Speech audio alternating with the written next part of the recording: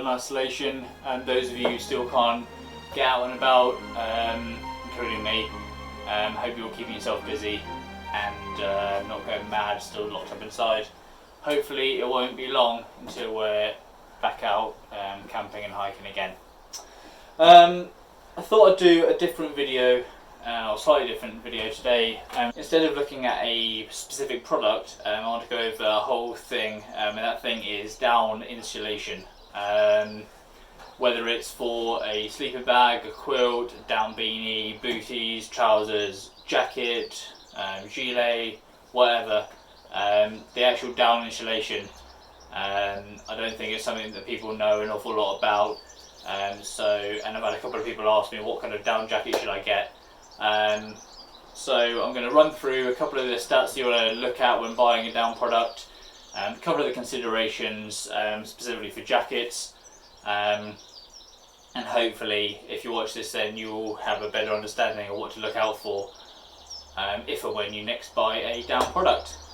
So to start off with, there are three main numbers or stats to look at when getting a down product, and the first one is fill power.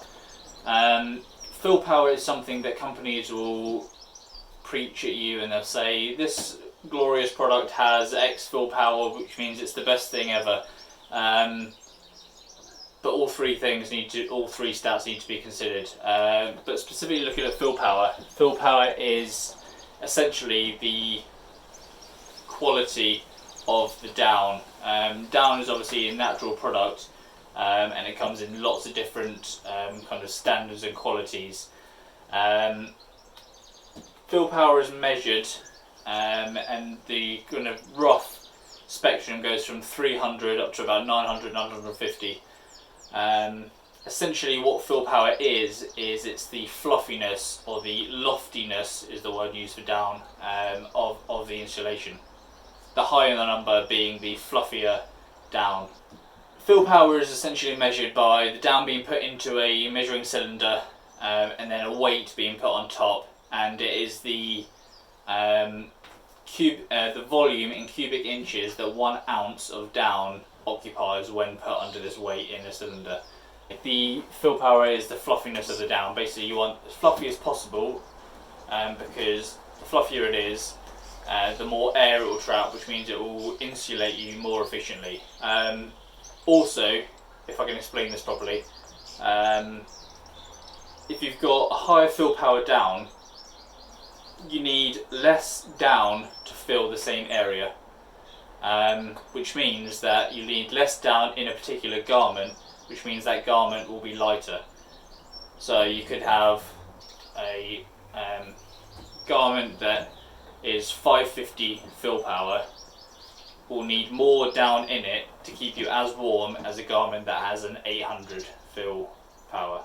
Okay, so the proper ultralight gear will have, especially like quilts and things like that, will have 900, 950 fill power, because that is the kind of lightest of the light you can get, and they'll insulate you most effectively.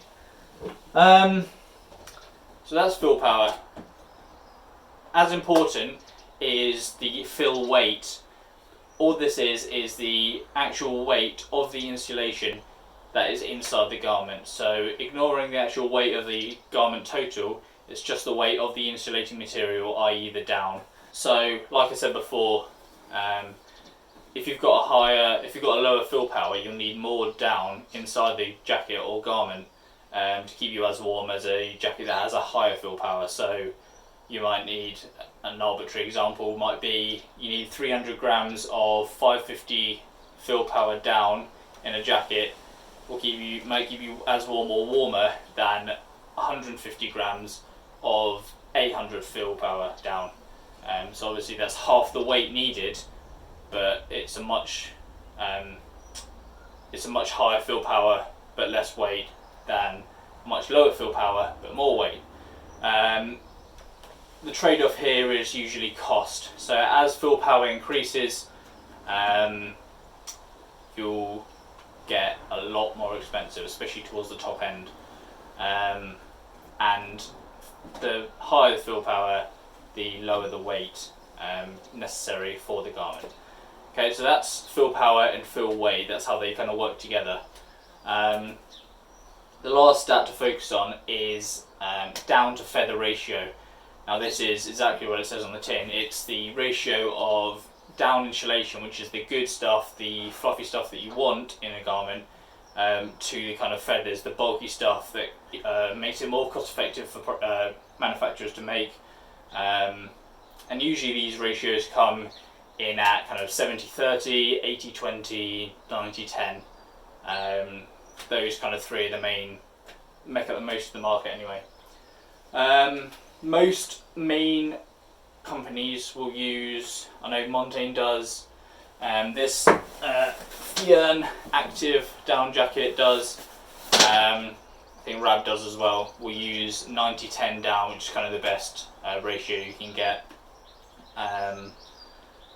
So if you're buying from a mainstream manufacturer, you don't have to worry about this one as much, because they'll kind of take care of it for you. It's just kind of, obviously if you have a higher ratio, as in 90-10 compared to 70-30, the garment will weigh less because it's got more down, which is lighter than the feathers. Okay, obviously look at reviews, look at what temperatures people have used the garments in, and if they match your kind of hiking or living environment, then you should be okay. It's a very personal thing, because obviously we all live in different climates, do different activities, and different down products are made for different things, which I'm going to talk about now.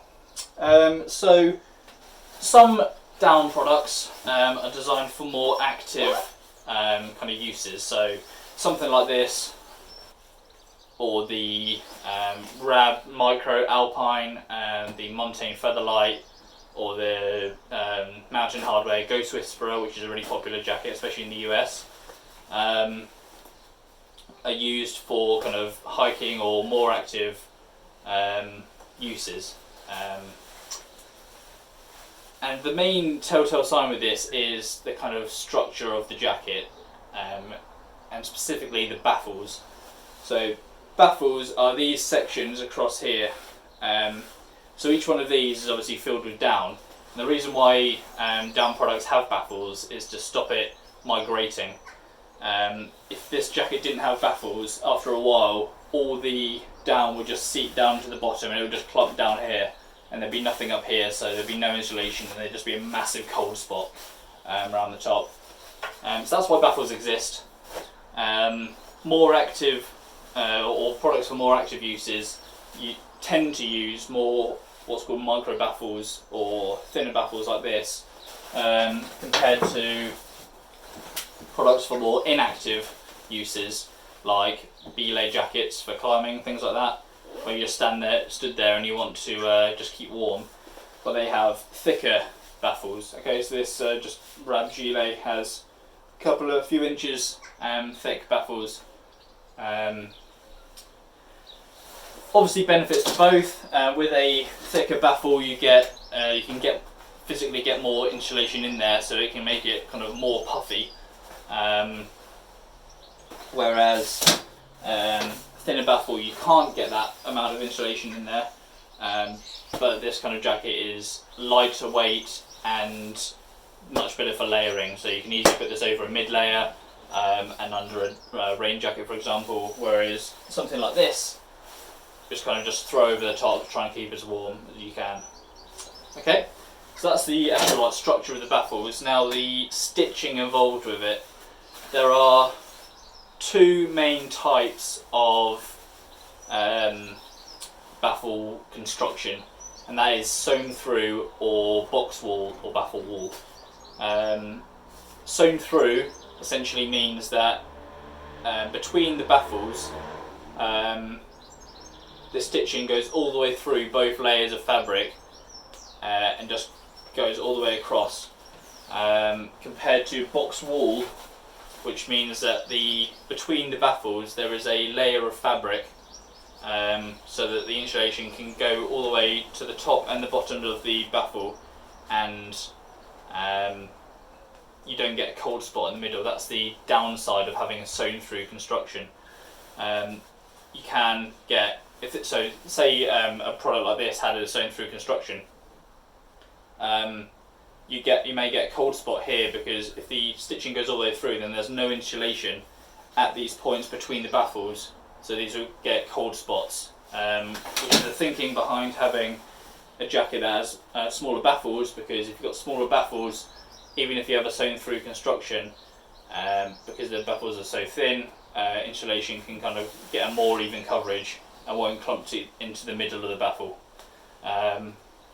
I haven't experienced much of an issue with this, and the products I mentioned before, like from Rab, Montaigne and Mountain Harbour Dwyer, use sewn through construction. It's a lot lighter than having box wall baffles, because you're using less fabric, and ultimately less down as well, because with box wall, the same as having wider baffles, you can actually get more insulation in. So yeah, lighter weight products tend to use sewn through. I haven't had much of an issue. I suppose you might do if you're wearing this next to your skin, but I usually always have a mid layer on underneath this. Okay, so another consideration of using down is ethical considerations.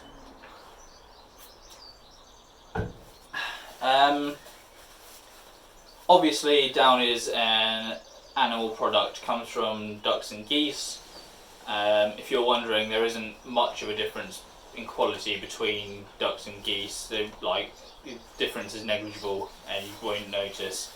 Some people might say that goose down is high quality. It doesn't make much of a difference and you won't notice it.